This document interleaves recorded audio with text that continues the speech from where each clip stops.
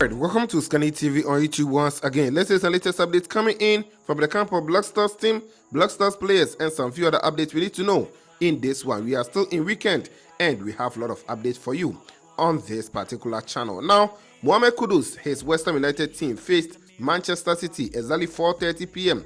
in the EPL Round 3 game, and unfortunately, Man City, they defeated West Ham 3-1. Kudus, he was in action, and what did he actually do in the game?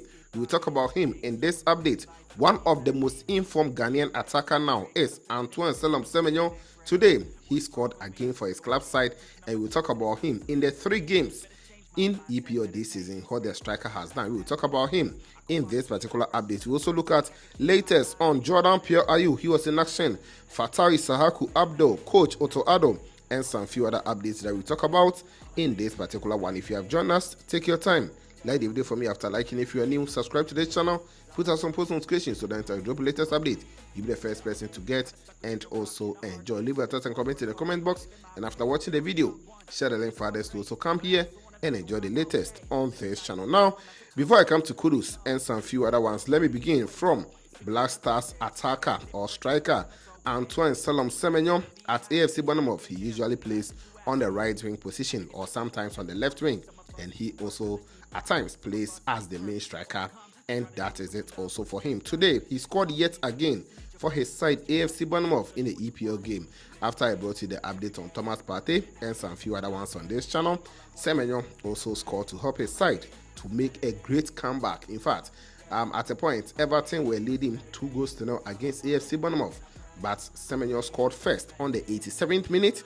After that, we also had Cook, who scored on the 90+2, and on the 90+6, that is 96th minute, we had Sinistera, who scored the winning goal for AFC Bournemouth to make a great comeback. So, as of 86th minute, it was Everton 2, AFC Bournemouth 0, just like how it happened in Ghana's game against Cape Verde in the last AFCON. So just 3 minutes to 90th minute, and AFC Bournemouth came back to win by some 3-2. They did the same thing, or even more than that, last season, where they were actually trailing by 3-0 against Luton Town. They came back to win 4-3, and Semenyo was also in the thick of action last season, where he scored 2 goals in that particular comeback. Now, today, after he scored for his side, his performance was also amazing. He was on top of his game.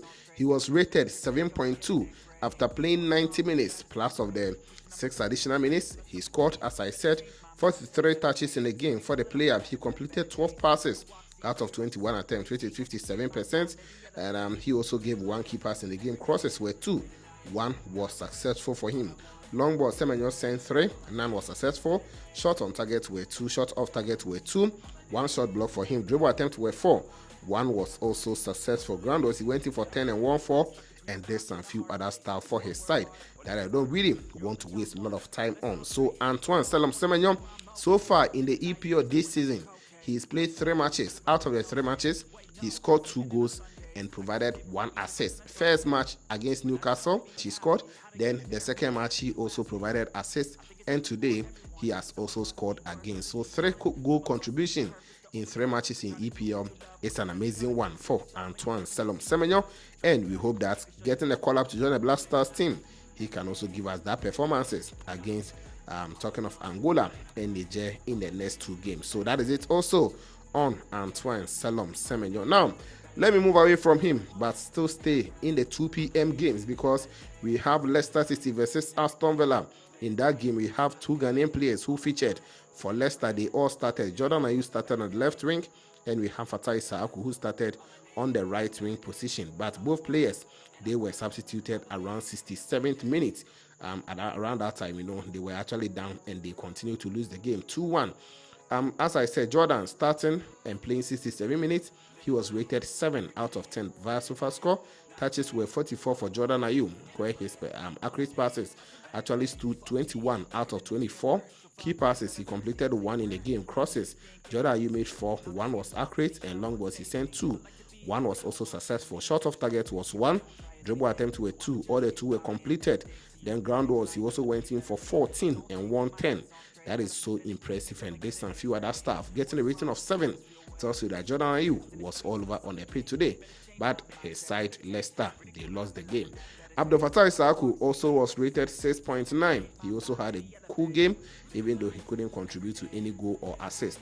He had touches of 39 and completed 13 passes out of 16 attempts in the game.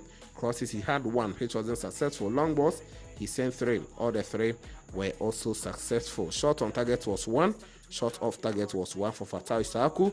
Dribble attempts were 4. 1 was completed. Ground balls, he went in for 17 and won 8. Then aerial balls, he went in for 2 and won all the 2, losing 12 times possession. And did some few other stuff for Leicester City.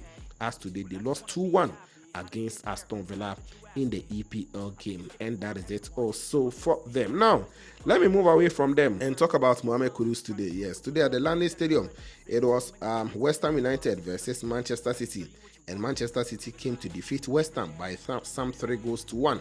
All the 3 goals were scored by Erling Braut Haaland. This guy is just fantastic. He is a super finisher. So far, 69 games in the EPL for Erling Braut Haaland, and he has scored 70 goals. He's just doing amazingly well. Now, let's focus on the Ghanaian player, that is Mohammed Kudus, who was in action for West Ham. His performance was quite good. Even though they lost, Kudus was a joint highest rated player for his side.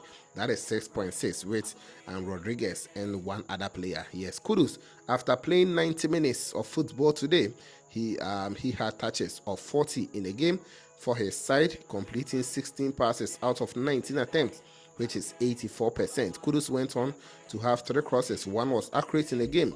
Long balls were 2. Kudus also got 1 right in the game. Then shot of targets were 2. 1 block shot, 1 woodwork. You know, Kudus actually hits the woodwork. In the second half, Kudus had a fantastic ball that he almost scored, but unfortunately, it didn't go as expected. Dribble attempts were 4. Kudus completed 2, which is 50%. Then ground was he went in for 9, 1 4, and did some few other stuff for his side. West Ham United against Manchester City. Last season, he scored against Man City, but this season, he could not score against them. And that is it also for Kudus. His performance, general performance was good, but many are actually complaining about where Kudus is playing on the pitch. Many says that the coach, Julian Lopetegui, should not play Kudus on the left wing position because he's not really productive at that particular side of the pitch. Well, we will still follow to see how things will go. So far, he's yet to contribute to a goal in the league. So far, in the EFL, he has provided 1 assist, but we are waiting for him to score or assist in the EPL. And that is it also for Mohammed Kudus. Now, Emmanuel Gyasi is also one Ghanaian, I would say attacker, but right now he's playing basically as a right wing back, yes, for his side. And today, let me take you to the Italian Serie A a little. Yes, Bologna 1, Empoli 1, and Emmanuel Gyasi, he scored the equalizer for Empoli against Bologna. Last weekend, he scored against AS Roma, and this weekend, he has scored again. So far, for the past 2 games, he scored 2 goals for them, and that is also impressive. Bologna scored first on the 2nd minute, and Empoli equalized on the 3rd minute. So after that, no goal again. 2nd and 3rd minutes, it was really amazing. Emmanuel Gyasi scored, and as I said, his performance was impressive. 7.1 rating for the player. Touches were 34. He completed 13 passes out of 17 attempts, which is some 76%. Then he also sent 1 long ball, 1 shot on target, and dribble attempts were 2. 1 was successful. Ground was he went in for 6 and 1 2. Aerial was he went in for 1 and lost 7 times possession, and also did some few stuff for his side Empoli in that particular game. Now, before we go to Otto Addo, let me talk a little bit about Athletic Club and Atletico Madrid. As of the time recording this video, it is goalless on the 82nd minute. Inaki Williams, he played minutes of 71 in the game, and he had touches of 49, 16 accurate passes out of 25 in the game, which is some 64%. Inaki had 4 crosses, none was successful. Long balls, he had 1 in the game and continued to also go for 12 ground balls where he won 5. Dribble attempts were 9. Inaki completed 5. So today he was just dribbling the Atletico Madrid players. You know, aerial was he went in for 2 and 1 and lost some 23 times possession in the game. He could not score nor assist. Inaki is yet to get a goal for Bilbao so far this season in the Spanish La Liga. So that is it also for him. Black Stars head coach Otto Addo has landed in Mediema. Did I even say Mediema? He has landed in Takwa TNA. Yes, Takwa TNA, the newly constructed stadium. He is there today to also enjoy a game that is going to be between Isfatraman and FC Samatex. This is just going to be the champion of champions. Yes, it's going to happen. The final is happening today, and it is going to be FC Samatex versus Nswatreman. So Otto Addo is there, as well as Black Stars goalkeepers trainer Fatawu Dauda and Joseph Pinto. Those are, the I would say Black Stars technical members I've seen in the dugout today. So that is it also for you. He's going to monitor some players and see going forward which players he can actually bring them in. As I said, for now, Alexander Jiku is injured, but we are expecting a player to be named to come and replace Jiku. Which player is he going to be? I'll still follow them and bring you more updates on this channel. So guys, these are some of the few latest updates. Let me know your thoughts in the comment box. Don't forget to always like the video for me, subscribe, put on the bell for more updates on this channel. This was OSIKANI TV, and of course, we shall meet later. I'm looking in the mirror, so foggy, but I've never seen clearer. I don't really think anyone can save me.